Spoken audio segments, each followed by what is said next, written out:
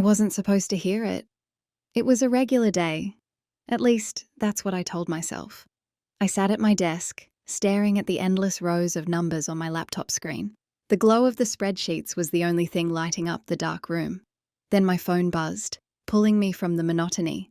My father's name flashed across the screen. Dad. A name that used to bring comfort, warmth. Now it felt like a chain around my neck, a reminder of expectations I could never meet. I answered the call, my voice too calm. "Hey, Dad." Nothing.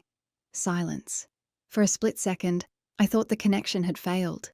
But then I heard something faint. A rustle, the scrape of a chair, a deep, heavy sigh. And then, his voice, cold and sharp, broke through the quiet. "She's a failure. She'll never succeed." My stomach dropped, my blood went cold. I froze. The phone felt like a weight in my hand, a lifeline to a world I thought I understood. And then came my mother's voice, softer but still filled with disdain. "Come on, Greg. She's doing fine. She pays the mortgage, doesn't she?" My father scoffed, and every word he spoke sliced through me, a dagger to the chest. "That's the least she can do after everything we've done for her. You think I'm proud of her? She was a mistake that should have never happened. A constant disappointment." Each word hit me like a punch, brutal, unforgiving. I could feel my heart tightening, my body stiffening. "She'll never be anything more than a joke," he said. A mistake. The cruel words echoed in my head, leaving me gasping for air. "She's lucky we even let her be part of this family," he continued, the venom in his voice seeping through the line. "She'll never be one of us." It took me a moment to process it, but then it hit me like a ton of bricks. He didn't know I was still on the line. He never meant to call me. He'd forgotten to hang up. And just like that, the call ended. The silence that followed was deafening. The weight of his words, the cold truth of what I'd just heard, made the room feel smaller, suffocating. My heartbeat was so loud I could hear it in my ears. My fingers were numb, still gripping the phone as though I were holding on to some thread of reality. For 6 years, I'd been silently paying their mortgage, keeping the roof over their heads. They thought the bank was handling it. But the truth? They had no clue it was me, my money, my sacrifice, that had kept them afloat. Through JSC Holdings, the investment company I'd quietly built from the ground up, I had bought their mortgage from the bank after they nearly lost everything. They'd never read the fine print. They never knew. And now I realized they never would have cared. I had bent over backward trying to earn my father's approval. I worked tirelessly, made more money than he ever did, climbed every ladder, but none of it mattered. It was never enough. But this moment was different. I exhaled, my breath steady as my fingers hovered over my laptop. I opened the folder labeled JSC Holdings, property number 12, my parents' house. I clicked open the mortgage agreements, the payment schedules, the ownership transfer documents. My father thought I was a failure, that I was nothing. But he was about to learn exactly who he had been depending on all these years. And in 1 week, he was going to get the ultimate surprise. That night, sleep wouldn't come. I lay wide-eyed, staring at the ceiling. His voice replayed in my head, over and over. She was a mistake that should have never happened. The certainty in his voice, it wasn't just an insult. It was a statement, a fact. My existence was an inconvenience to him. It wasn't new, but it stung harder than ever. I should have been used to it. After all, father had never been one for praise. Straight A's? Not enough. Promotions? Expected. My first home? Waste of money. Everything I did was either dismissed or criticized. But I kept hoping, clinging to the fragile belief that maybe, just maybe, if I worked harder, if I proved myself more, I could change his mind. That hope? It shattered with that phone call. I wasn't going to play the victim anymore. I was done feeling anything. I swung my legs out of bed, the cold floor against my feet grounding me. No more tears, no more second chances. I made a cup of black coffee, the bitter taste matching the fire burning in my chest. I sat at my desk, the glow of my laptop casting a hard light on my tired eyes. And that's when I opened the folder labeled JSC Holdings. The truth was finally clear. For years, I had been my father's lifeline, the one he didn't even know he needed. But now, it was time for the tables to turn. The mortgage wasn't in their name, it was in mine. They had never known. And in 1 week, they were going to find out. They thought they were making payments to the bank, but the truth? Every check they sent was going straight to my LLC. The payments they thought were keeping their home secure, those were just crumbs they tossed my way, never knowing who was really pulling the strings. For 6 years, I paid their mortgage, thousands a month, silently, without asking for anything in return. Not even a thank you. Not once. But what I had expected, what I deserved, was basic decency. I clicked through the documents, my fingers steady as I read through the fine print. When I first set up the mortgage buyout, Mark, my financial advisor, had insisted on adding a purchase option clause. He called it a safety net, a fail-safe in case things ever took a turn. Back then, I had laughed it off. What could go wrong? Now, I wasn't laughing. If they missed even a single payment, JSC Holdings had the right to seize full ownership of the house immediately. They'd be downgraded to month-to-month tenants. Miss a rent payment? I could evict them, just like that, under state law. They had no clue. They didn't know how much power I had over them. The weight of it settled on me, and for the first time in my life, I felt something I hadn't in years. Control. My father thought I was a failure. He thought I would never amount to anything. But in reality, he had been living under my roof the entire time. I leaned back in my chair, letting a bitter smile creep onto my lips. I had the power to take everything from them. The question wasn't, could I? It was, should I? Just then my phone buzzed. A text from Mum. "Hey, sweetheart, can you come over for dinner this Sunday? We'd love to see you." I stared at the message. The last time she invited me for dinner, it was all about money. Always was. I debated ignoring it, but something told me to play along. If my father could fake love, so could I. I typed back. Of course, looking forward to it. A lie, but a necessary one. Before closing my laptop, I had one last thing to check. My uncle, the only person who had ever treated me like I mattered. I shot him a quick text. "Hey, Uncle Ray, I need to ask you something. Have you ever heard Dad say anything about me? Anything unusual?" His reply was instant. "Evelyn, we need to talk. It's worse than you think." I could feel my chest tighten. Worse? What else had they been saying? The phone rang before I could process it. It was Uncle Ray. "Evelyn," he sighed, "I've kept quiet for too long, but after what I heard last week, I can't anymore." My pulse quickened. "What did they say?" There was a pause, long enough to make my stomach drop. "They don't just talk about you behind your back. They've been planning something. Your father, he's been looking into your finances. He's convinced you've been hiding money from them. He told your mum last week that if you don't hand over more cash, they'll find a way to force your hand." The words hit like a punch. Force my hand? How? I asked, my voice barely a whisper. "They're thinking of calling your employer, trying to discredit you, maybe even contacting the IRS to audit you." A cold, seething rage spread through me. They weren't just ungrateful. They weren't just cruel.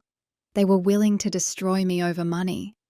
I took a slow breath, forcing my fists to unclench. "Uncle Ray, I need you to do something for me." "Anything, sweetheart." "I need proof." He didn't hesitate. "You'll have it. But be careful. This could get ugly." I didn't care how ugly it got. 2 days later, I was prepared. If my father wanted to play dirty, I would show him just how dangerous it was to underestimate me. First, I called Mark, my financial advisor. "Evelyn," he greeted me warmly. "I take it this isn't just a social call?" "Not exactly," I said, tapping my pen against my desk. "I need to know exactly how airtight our agreement is on property number 12. If they miss a payment, how fast can I act? Without missing a beat, Mark answered, immediately. The purchase option clause allows JSC Holdings to assume full ownership the second they default. They'll have no legal recourse unless they come up with $350,000 to buy you out. I smirked. They don't have that. Then they're screwed, Mark said. I leaned back in my chair, feeling the weight of everything settle into place. This was it, the moment I'd been waiting for. They thought I was weak, but they were about to learn exactly how wrong they were. I took a slow breath, the words hanging in the air like a challenge. The irony of it all hit me. My father, the man who'd constantly belittled me, now expected me to rescue him. I had been the one holding them up all along, yet here he was, acting as if I owed him something. I met his gaze with cold clarity, the reality of the situation weighing on me. Support you? I echoed, my voice a little sharper than intended. You've never supported me. Not once. The words stung, but they were the truth. My father had never lifted a finger to help me, never offered a kind word of encouragement. Instead, I'd spent my life chasing an approval I was never going to get. My mother's eyes widened, and she squeezed my hand a little tighter, trying to smooth over the tension. Sweetheart, we're not saying you haven't done enough, she said, her voice dripping with fake sweetness. It's just, well, we could really use some extra help right now. We've always supported you in the past, haven't we? The sickening realization hit me again. They were experts at manipulating me, twisting the narrative to make it seem like I owed them. They hadn't given me a damn thing. I paused, leaning back in my chair. The silence stretched between us, thick and uncomfortable. And then, with all the calm I could muster, I spoke. The only thing you've ever done for me is make me feel worthless. My father's face hardened. Enough of this nonsense, he snapped. We're your parents. We've done everything for you. The words, sharp and accusatory, dripped from his lips. But I wasn't backing down anymore. My heart raced, but I forced myself to stay calm, to keep control. You want $3,000, I said, voice steady, but you've been living under my roof for years without even knowing it. I've been paying for your mortgage, everything. You've been taking from me while pretending you don't need me. And now you want more? My father's jaw clenched, his knuckles turning white as he gripped the edge of the table. You think I owe you? I continued, leaning forward, letting the words hang in the air. I don't owe you a damn thing. The table went deathly silent. My mother, for the first time in the evening, didn't know what to say. My father just stared at me, his eyes narrowing. I've been holding your lives together for years, I said, my voice cutting through the tension. And now, you're going to learn just how little I care about what you think of me. You've crossed a line, Dad, and it's too late to fix it. I stood up, the chair scraping harshly against the floor. And before anyone could speak, I turned and walked out of the room, leaving them speechless behind me. The weight of the evening settled over me as I stepped into my car. But there was no relief, no satisfaction. The plan had been set in motion, but the road ahead was just as uncertain as it had always been. In 4 days, everything would change, and for the first time, I was going to make sure it wasn't me who came out broken. I held his gaze, my blood turning ice cold. The least I could do? These were the same people who had mocked me behind my back, the same father who had called me a failure while living under my roof. I took a slow sip of water, controlling my expression. I'll think about it. My mother exhaled in relief. Oh, sweetheart, thank you. We knew we could count on you. I forced a smile. They had no idea that in 3 days they'd lose everything. That night, I got a call from Mark. They defaulted. The words sent a shiver of satisfaction through me. They what? I asked, playing dumb. They didn't make the mortgage payment, Mark repeated. The funds weren't there. As of midnight tonight, JSC Holdings officially owns the house outright. I closed my eyes, exhaling slowly. It was done. My father, the man who had looked down on me my entire life, was now my tenant. Do you want to start the eviction process? Mark asked. Not yet. I wanted to see how long it would take for them to realize the truth. I smiled, glancing at the framed family photo on my desk. It was from years ago, back when I still believed my father was capable of love. Not yet, I murmured. Let's see how far they're willing to go before they break. Because they would break. And this time, I wouldn't be there to catch them. I didn't have to wait long. 3 days passed and the silence from my parents was deafening. No calls, no texts, no guilt-tripping messages about family sticking together. Nothing. I knew why they hadn't realized it yet. They still thought their payment had gone through, still believed they had everything under control. They had no idea the house they lived in, the one they called their home, was no longer theirs. At exactly 9:07 a.m., on Friday morning, the notification arrived in my inbox. Subject: Urgent Default Notice, Property Number 12 from JSC Holdings Legal Department. I opened the email, my heart pounding with a mix of anticipation and satisfaction. The legal notice was cold, formal, and undeniable. Due to failure to submit the agreed-upon mortgage payment by the deadline of the 15th, the purchase option clause has been exercised effective immediately. JSC Holdings is the sole owner of the property located at 2nd Street. As per contractual agreements, the current occupants will be considered month-to-month tenants subject to rental agreements moving forward. Failure to adhere to rental terms may result in eviction proceedings. I stared at the screen, my fingers hovering over the keyboard. This was it. I had all the power now.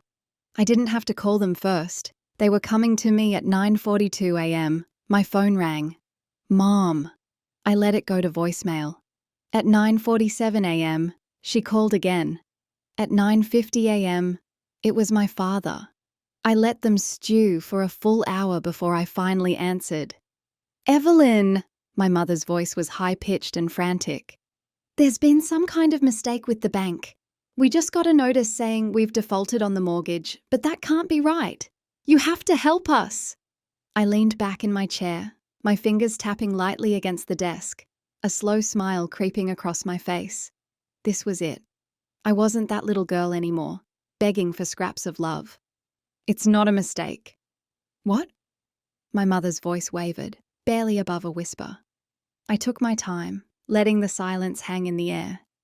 It's not a mistake, I repeated, each word cutting through the tension like a knife. You didn't pay your mortgage, so the house, it's not yours anymore. A stunned pause. Then panic set in. Evelyn, sweetheart, what are you talking about? My mother let out a nervous laugh as though this was a sick joke. This is our house. I tilted my head slightly, the smile never leaving my lips. No, Mom. It was your house. But the second you defaulted, JSC Holdings took full ownership. Legally, you're tenants now. The weight of those words sank in slowly. I could hear her breath catch in the background, her world cracking open. No, that's impossible. My father's voice, usually so strong, cracked under the pressure. The mortgage is with the bank. We've been paying it for years. I let the silence stretch for a moment, letting the tension build, before I dropped the bomb. You weren't paying the bank, Dad. You were paying me. There was a long, suffocating pause. Then in a voice that shook with disbelief and anger, my father hissed, You're lying. I sighed, shaking my head as I let the truth sink in. No, I'm not. 6 years ago, when you almost lost this house, I bought the mortgage. Every month, you've been sending your payments to JSC Holdings, thinking it was the bank, but it was me all along. I let the final truth hang in the air. I own this house. I always have. My mother's breath hitched. I could almost hear her heart breaking on the other side of the line. My father cursed under his breath. Then, as if this were all some terrible joke, Liam, my brother, laughed from the background. You mean to tell me we've been paying rent to our failure of a sister this whole time? He scoffed. Well, I guess that explains why the bank's such a mess. You probably screwed up the paperwork just like you screw up everything else. I clenched my jaw, the old resentment flaring up. Liam had always been the worst. Arrogant, cruel, entitled. He was the one who called me weak. the one who mocked me for the way I was. But now, the tables had turned. "Well," I said, my voice smooth and cold, "since you think I screw everything up, you're going to love this part. Rent is due in 30 days. And if you can't pay, you're getting evicted." "Evelyn, wait!" My mother's voice was laced with desperation, but my father cut her off, his voice sharp with fury. "This is a bluff," he spat. "You wouldn't do this to your own family." I let out a short, bitter laugh. Wouldn't I?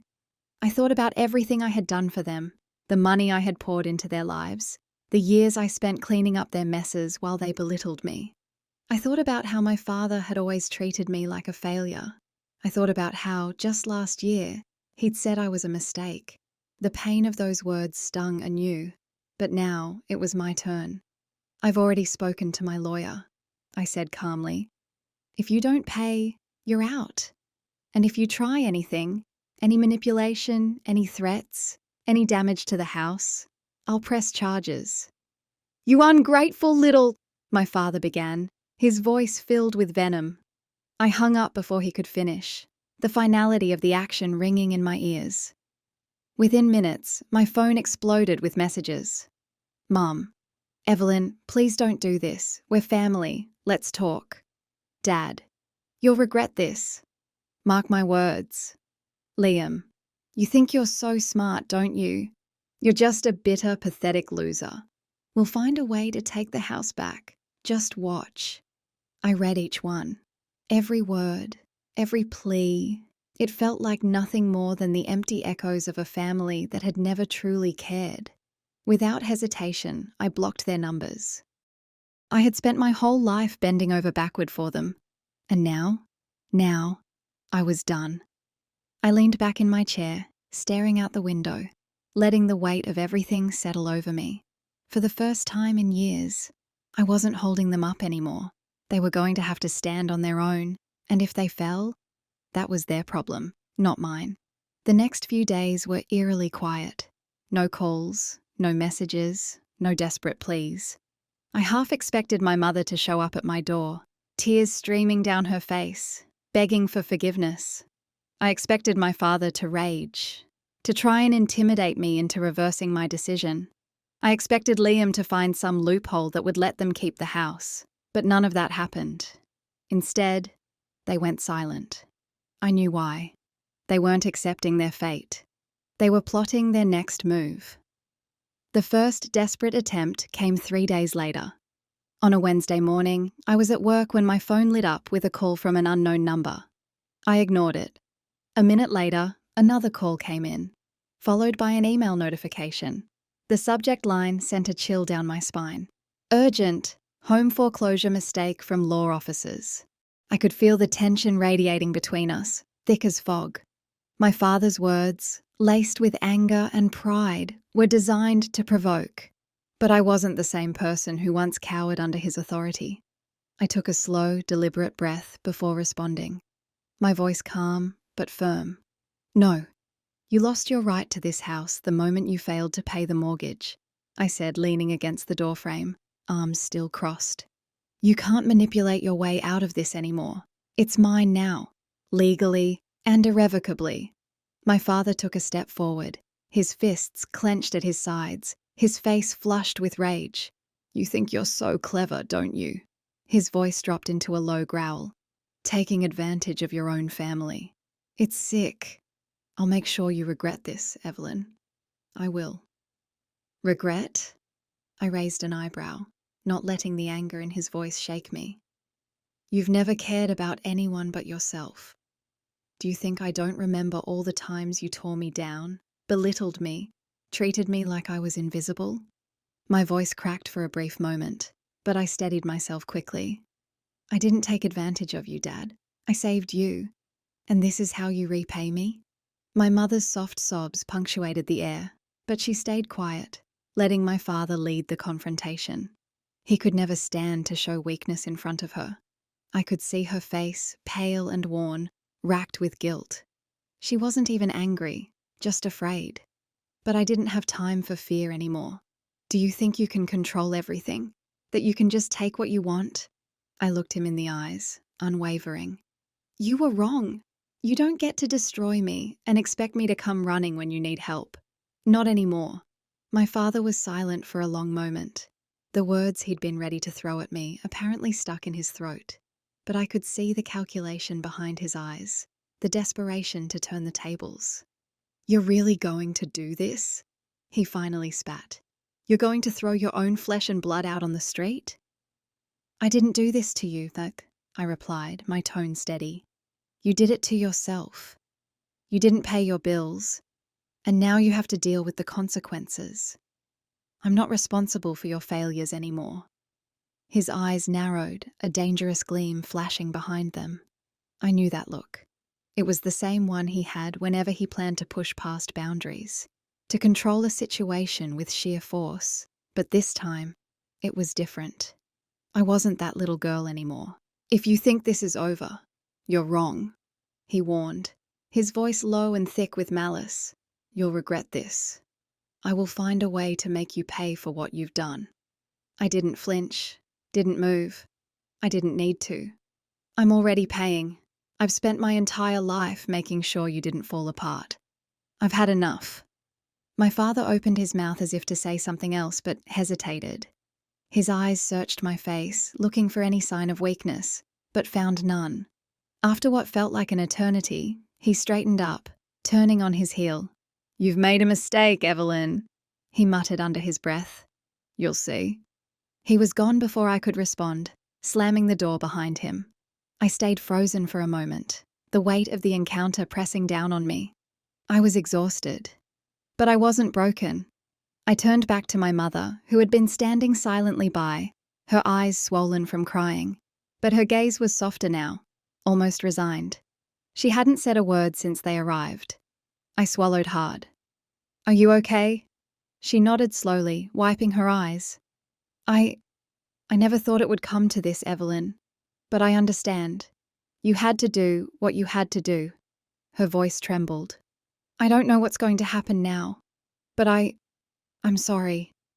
I know you are, I said, my voice softer than before, but still firm. But I can't fix everything for you anymore, Mum.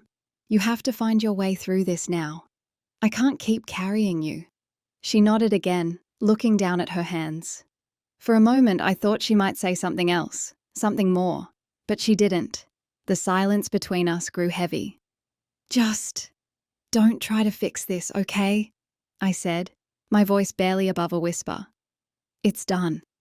She didn't answer immediately, but after a long, lingering pause, she murmured, I won't. I'm sorry. I closed the door slowly, leaving the house feeling quieter than before.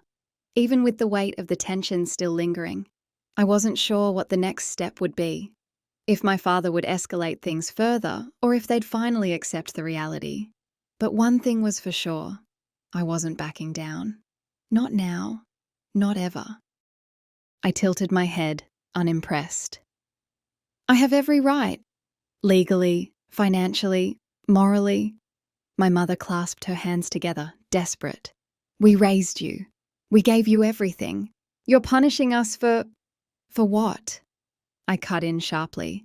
For calling me a failure. For saying I was a mistake. For trying to ruin my life the moment I stopped giving you money. She flinched. My father's jaw clenched. You're being cruel. I let out a short, humorless laugh. No, Dad, I said, voice steady. I'm being fair. A thick silence settled between us. Then my father's eyes darkened. His lips curled into a sneer. You'll regret this, Evelyn. You think you're winning, but you're not. You'll never be anything without us. And one day you'll realize that. Something inside me clicked into place, the last remaining sliver of hope I had, that he could ever change, shattered. I met his gaze head on. Then I guess we'll see, won't we?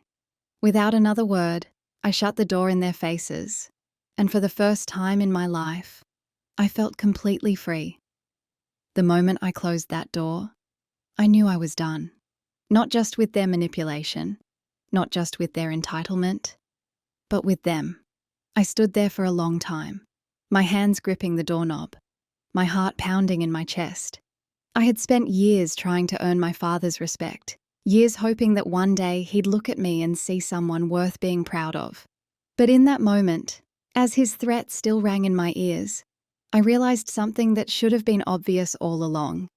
No matter what I did, it would never be enough for them, and I didn't need it to be. The next morning, I sent the final notice. Subject: Notice to vacate property number 12 from JSC Holdings Legal Department. Dear Mr. and Mrs. Carter, as previously notified, the mortgage agreement for the property located at 2nd Street is no longer in effect due to non-payment. As of today, your tenancy is officially terminated. You are required to vacate the premises within 30 days. Failure to comply will result in formal eviction proceedings. Please ensure all personal belongings are removed before the deadline to avoid legal complications. Sincerely, Evelyn Carter, owner, JSC Holdings. I stared at the email for a long time before hitting send. This was it. They were out of my life. It didn't take long for the fallout to begin. My mother called me 27 times that day. I didn't answer. My father left a single voicemail. You'll regret this one day. You'll come crawling back. And when you do, we won't be here. I listened to it twice. Then I deleted it. Liam, my brother, tried one last desperate move. Liam, congrats, Evelyn. You just ruined our family. I hope you're happy. I didn't reply. They had spent years making me feel like I was the problem. It's never enough. I used to be grateful just to exist in their world, but now they were the ones without a home, and I was finally free. 30 days passed. I didn't go to the house, didn't check in, didn't ask if they needed help. I didn't need to. Mark handled everything. He confirmed that they moved out the day before the deadline, likely trying to save the embarrassment of being formally evicted. The house was left mostly intact, though they took what they could and left the rest in piles of garbage. Typical. I drove there one last time just to see it. The house was quiet, empty. The home I had once cherished, the place where I had grown up, was now mine alone. But as I stood in the doorway staring at the abandoned rooms, I felt nothing. No sadness, no guilt, no nostalgia, just relief. I pulled out my phone and dialed Uncle Ray. They're gone, I said simply. He exhaled. How do you feel? I thought about it for a second. Then I smiled. Lighter. I sold the house 2 weeks later. The market was strong, and within days it was off my hands. I used the profits to start a fund for young women escaping financially abusive families. Women who, like me, had been made to believe they owed their families everything just for being born. Because I knew how it felt to be trapped. I knew how it felt to believe that love had to be earned. But I had learned something important through all of this. Real family isn't determined by blood. It's determined by who truly stands by you. And my real family? It wasn't them. It was me. 3 months later, a message popped up in my inbox. It was from my mother.